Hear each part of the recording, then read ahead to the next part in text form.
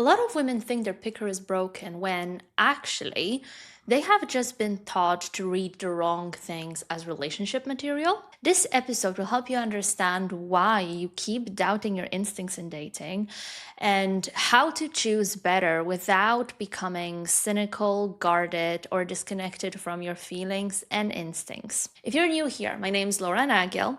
I'm the author of The Dream Framework, the first and only dating coaching program with a 6-month results guarantee. I have helped over 100 women find the one within weeks and months, and I would love for your story to be next. Let's get into it. So let's start with a very big question, but a very important one, which is why are so many women struggling to trust their intuition, both when it comes to dating and in general? And the answer to that includes a number of factors. Factor number one is your dysregulated nervous system. And if the moment you hear nervous system, you're about to click off this episode, please don't. It is worth exploring for sure, but we are not going to do it today. The only thing I will say is that the reason why your nervous system is worth regulating in the context of dating is because if your nervous system is not regulated, it will go off, it will put you in the state of alertness and risk, often without a reason, which means you can trust your body less.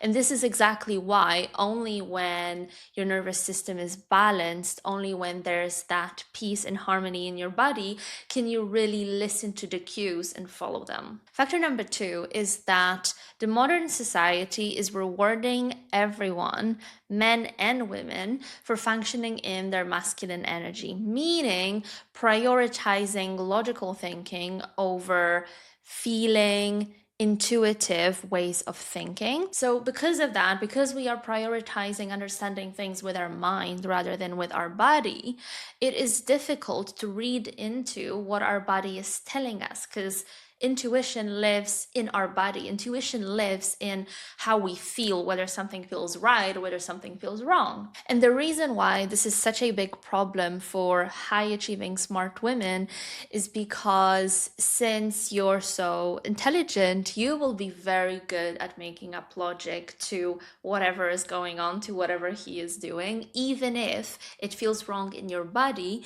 you are always able to justify that behavior in the moment so that you can keep going. Of course, you can see things in hindsight, but when you are in that situation, even if it doesn't feel right, you're able to talk yourself into going with it because of the logic you are creating in order to justify him, to explain why he's doing the things that he's doing. And since I mentioned behaviors, let's talk about the most common things that women read as good signs that actually are not reliable predictors of commitment at all. Number one is consistent texting.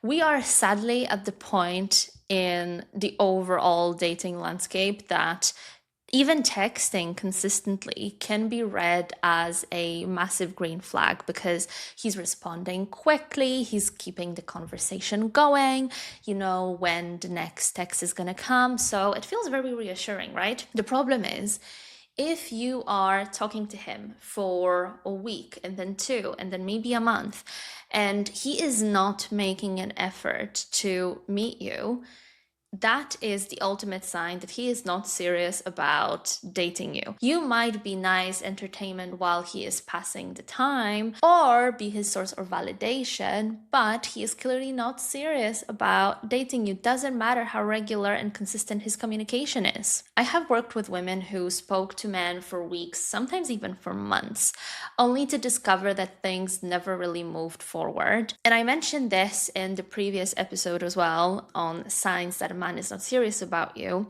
So if you haven't listened to it yet, I'll link it somewhere here and in the description of the episode as well. But generally, the rule of thumb is if it's been a week and he hasn't asked you out, he never will. So the question you want to be asking yourself is not just, is he consistent, but is he consistently building momentum towards building something with me? Because texting you regularly is a great starting point for the first few days, but then he needs to layer something on top of that in order to keep creating that momentum. If he doesn't do that, he's not serious, things are not going to move forward. Number 2 is vulnerability and personal sharing, and this one is really tricky to say no to or to disregard because it feels deep, it feels like trust, it feels real. But the thing is, openness to share about his experiences is not equal with readiness to build something long lasting,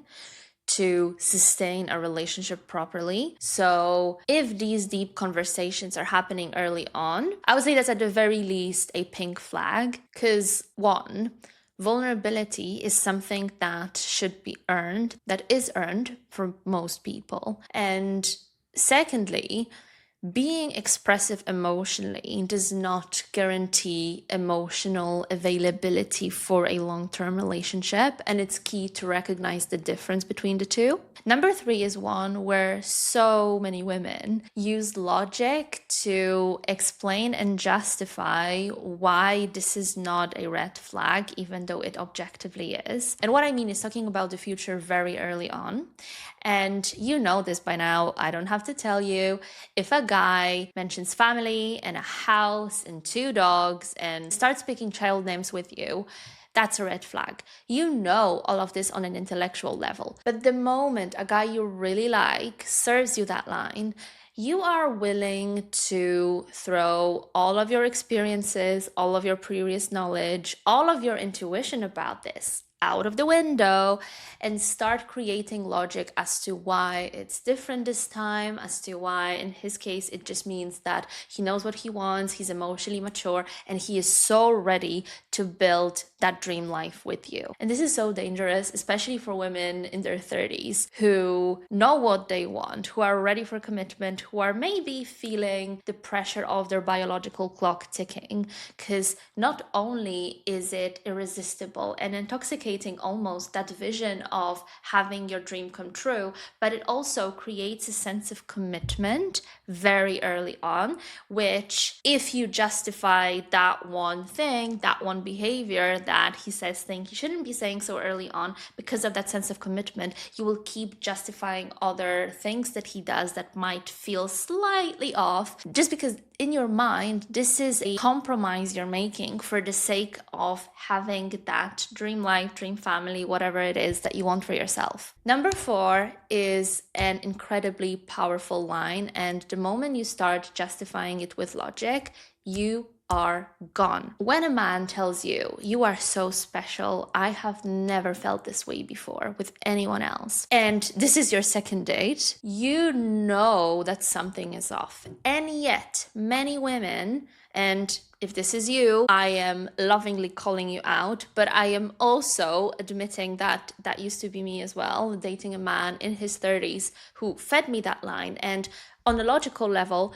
it did not make any sense because I thought, well, he is in his 30s. Surely he must have been in love before. But he made it seem like I was the one and only, like I showed him what love means. And it's such an intoxicating feeling to feel so special, right? To be the embodiment of desire and passion and connection for someone. But if they make these declarations so early on, and it doesn't even have to be as extreme as a second date, this can be a month within dating, 2 months within dating. If somebody tells you something this serious this early, they don't even know you. That's a massive red flag. And if they're making a statement like this so early, it shows that this is just him saying stuff in the spur of the moment, not being driven by grounded decision making. And that's the type of man you want and need for a relationship that lasts. There are many, many more examples that I could share, but the bottom line is that men who are serious about commitment will not show it to you through words, intense action over a short period of time. They will keep proving things to you consistently, and their effort will keep growing with time consistently. So the effort will be there since day one, but he will not go from 0 to 100 within 24 hours. This will keep growing consistently without you having to worry about the pace, about whether that next step is going to happen or whether that next step is happening too soon. So the safest way of developing a relationship is giving it time and allowing yourself to observe what he's doing, not just what he's saying or what he is declaring about himself doing in the future or declaring himself to be. Now, this next reason why you feel like you can't trust your instincts in dating is a massive one. So listen up, possibly prepare to take notes, because I'm going to talk about the difference between what feels familiar and what feels right, because these are two completely different things. Because very often the women that come to me, when we talk about their instincts and what feels right, turns out they are confusing what feels right with what is familiar. And let me explain the difference. Because if you get into a new connection and the thoughts you're having is, this feels natural, I understand this, I get this, it doesn't necessarily mean that this is right for you. It just means that this is something you have experienced before.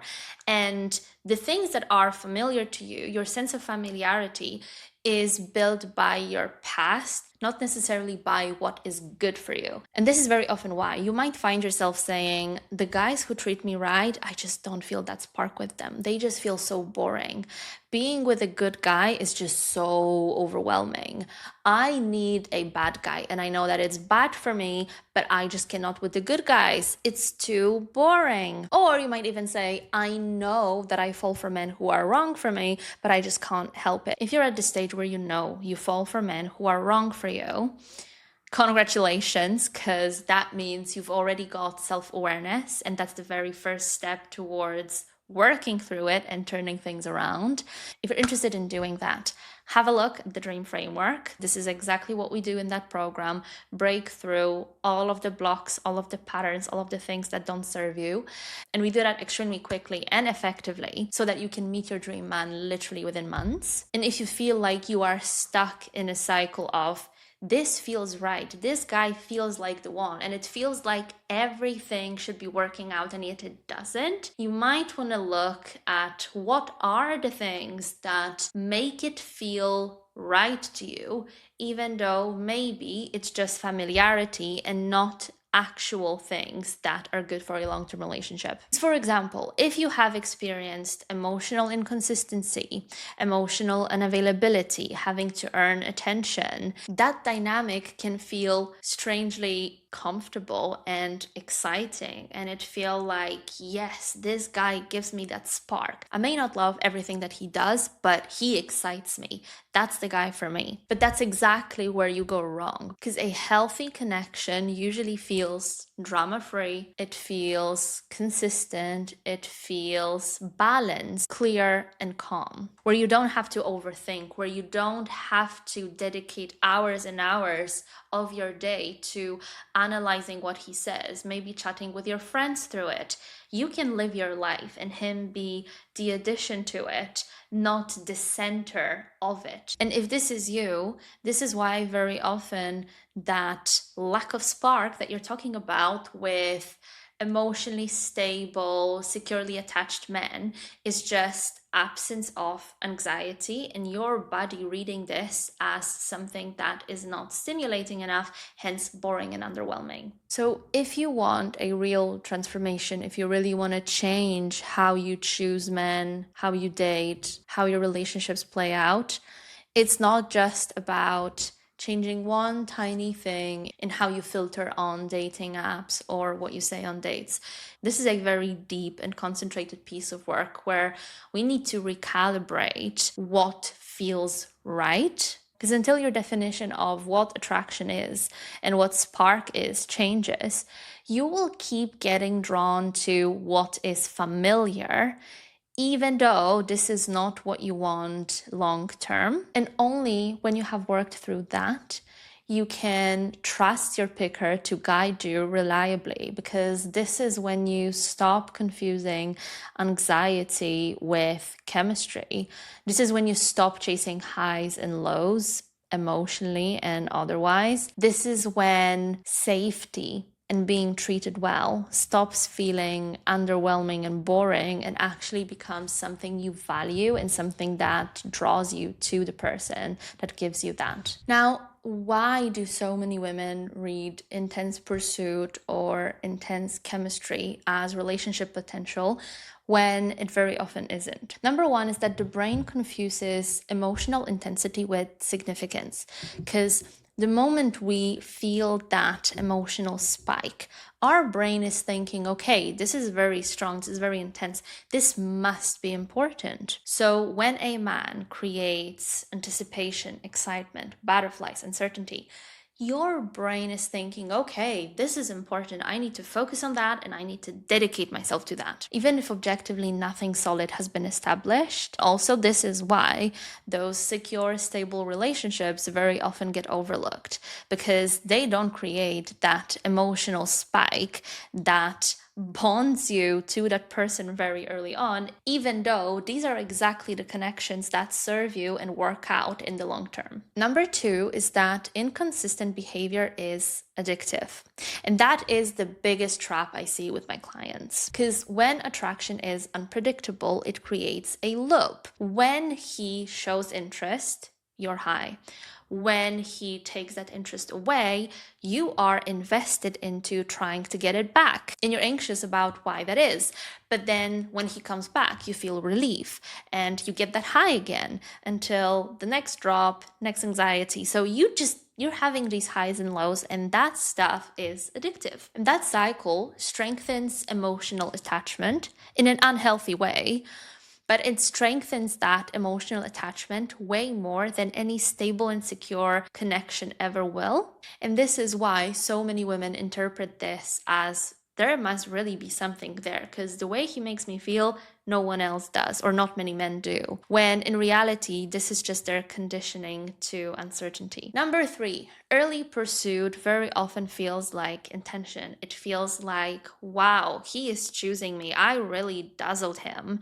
And also, we are on the same page. Just like I know what I want and I don't want to waste my time, he is exactly the same. He sees me, I see him. Perfect. The problem is early pursuit, also known as love bombing. If you're not familiar with it, this is your cue to read more about it. The problem is the early pursuit is the easiest phase for a man because it requires no consistent effort, no real commitment, no real investment. It's just fun. I've had so many clients who had amazing first dates and second dates, but the moment things were about to get deeper, not just on the let's have fun and make big declarations, but let's actually live that life moment, this is when these guys would disappear into thin air. Now, what does that mean in practice?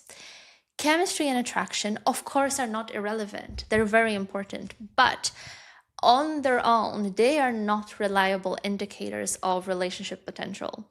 And the women who start getting different results and date these high value men are the ones who are able to change what they see as meaningful. They're not focusing anymore on whether they're feeling a big spark.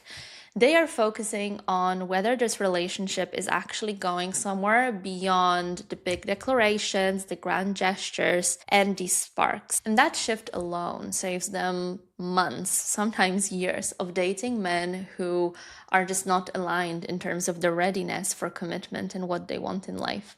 And this is something I work very directly with my clients on, because once you recalibrate what you respond to, this is when your whole dating experience changes dramatically and very quickly, because you're no longer pulled by what feels right in the moment. You are anchored in what leads to the outcomes you are actually looking for and actually want. Now, let's talk about behaviors that make women commit to a man way too fast when they should actually slow down and assess him more closely. Number one, a well-planned first date. He chooses a great place, books ahead, maybe adds some really thoughtful touches. This really stands out, especially if you're not having a great dating experience and many men that you come across are low effort. The thing is, one date tells you nothing about his ability to sustain that effort. And I had many clients come to me and be like, you know what, Laura, this is different. Like this guy, this could be the one.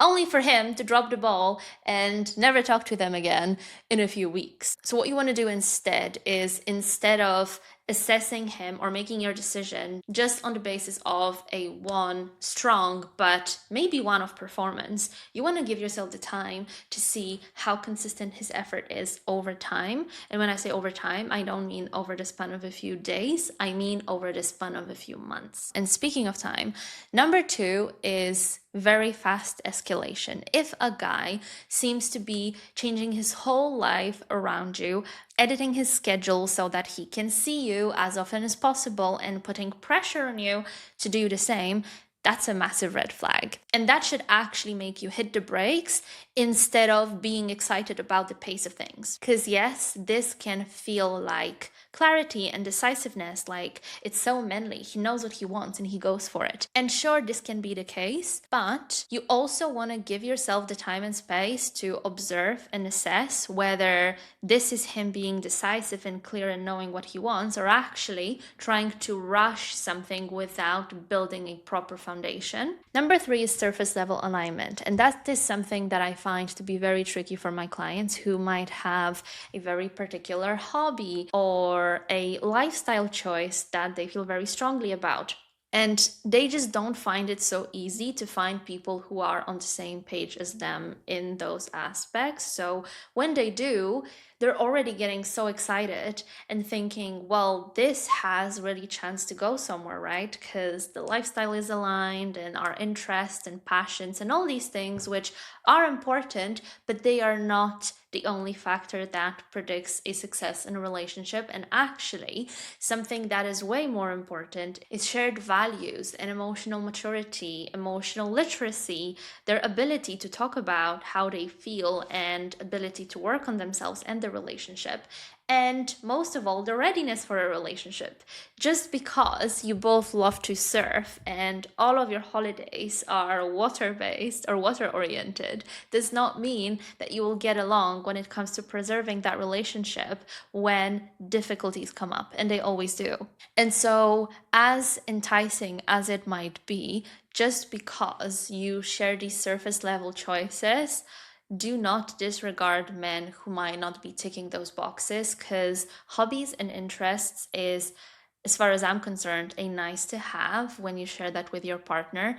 But what is really key is you being aligned on what you want from life long term, is you being able to talk about anything and support each other in meaningful ways. So when you meet someone new and they tick all of the boxes when it comes to the lifestyle, interests, and hobbies, the next question you want to be asking yourself is not when is he going to make it official, but do we align beyond that? Do we align on our standards, values, and expectations out of life and a relationship? And the next one is the trickiest one. It's had so many of my clients stay in relationships or connections, situationships, whatever you want to call it, for way longer than they should have, explaining to themselves that maybe he's just going through a phase, maybe things will get better, and it's not worth abandoning the investment now just in case he comes through. What I'm talking about, ladies, is potential. This is such a trap. If you meet a guy who ticks so many of your boxes on paper,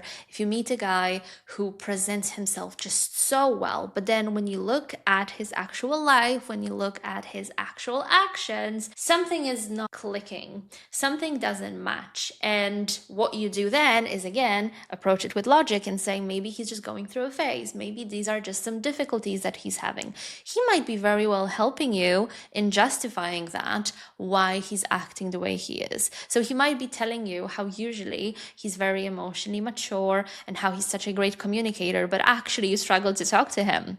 You might be thinking, okay, maybe work is just tough. Maybe he's going through something he doesn't feel comfortable sharing, but I'm sure he has reasons because he said that emotional literacy is very important to him. And so what ends up happening, instead of looking at the things that he is showing you and basing your judgment of that, you are letting yourself to be guided by what he tells you, what he presents to you that he is, but not actually proves with his actions. So the question you want to be asking yourself is always, who is he right now? Not what is his trajectory, not what are his options, not what are the opportunities he might get. Where is he right now? Because in your 30s, you don't have the time to be raising a guy, to be helping him reach the level that you are at already. So the thing to remember here is, once you are very impressed with something, that very often creates an emotional investment before actual knowledge and clarity. And once you have invested emotionally, this is when your standards start to soften. This is why I teach my clients to intentionally slow everything down mentally, even if things are moving forward externally. You can enjoy the date, you can enjoy talking to him, but that doesn't mean you have to make any decisions just yet. Not until what you feel, what you hope for, and what's actually happening are all aligned. Now, this is part 1. In part 2, which I will release next Sunday, I will talk about what it looks like when you are making decisions from the place of hope and that made up logic of justifying male behaviors versus actual discernment. What should you be paying more attention to if you want to start trusting yourself in dating again? And the things that are definitely not proof that a man is right for you, and what to focus on instead. If you found this episode helpful, make sure to subscribe to the podcast. I release episodes every Sunday. I'll see you then.